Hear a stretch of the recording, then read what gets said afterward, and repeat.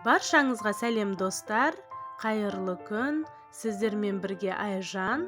Бүгін сіздерге эскимо пирожныйын жасалу жолын көрсететін боламын.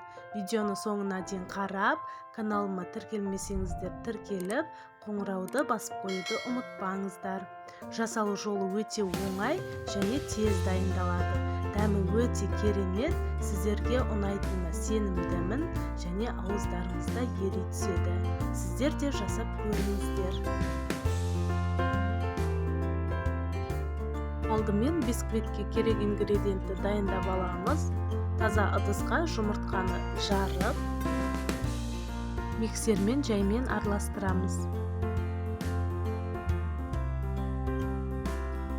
150 грамм қантымызды аз-аздан салып, үстінен жаймен араластырамыз.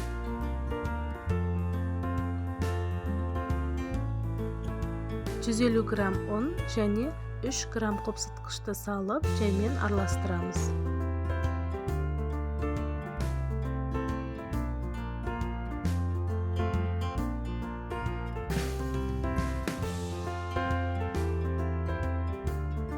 Массамызды біркелкі араластырып болдық. Енді табамызға салып, қызып тұрған пешке 150 градуста 15 минутта пісіп дайын болады.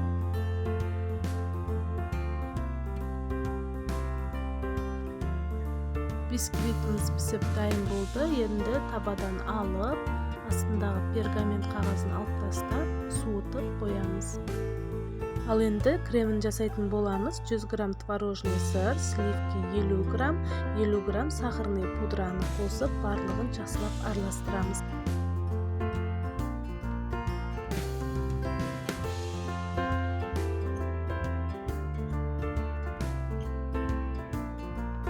Суыған бисквитімізді қолымызбен үзіп үгітеміз.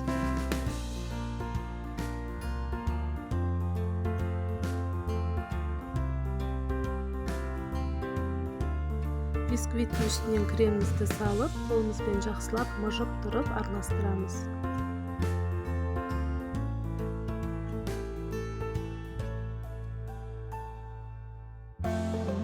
Формамызды дайындап, ішіне бисквитімізді жақсылап, нығыздап, қаттырақ үстінен басып саламыз.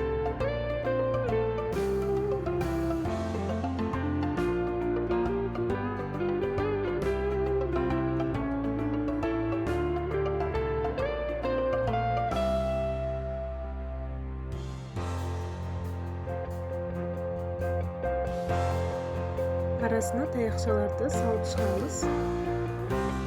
Морозильникке 30-40 минутқа мұздатып қоямыз. Эскимомыз мұздап дайын болды. Эскимоны формадан шығарып, пергамент қағазының үстіне қойып шығамыз. Глазур жасайтын боламыз. Оған шоколад пен сұйық майды құйып ертіп аламыз. Еріген шоколадымызды жақсылап біркелкі араластырып, ыңғайлы ыдысқа құйып аламыз. Барлығын осылай шоколадқа батырып шығамыз. Морозильниктен шыққандықтан шоколадымыз тезірек қатып қалады.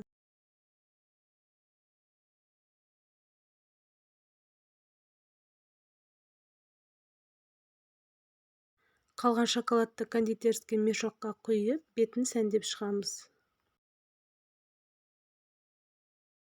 Бетін орехпен немесе кез келген осындай тәтті кәмпиттермен сәндеп шықсаңыздар болады. Эскимомыз дайын болды. Дәмі өте керемет. Сіздер де жасап көріңіздер. Ас болсын.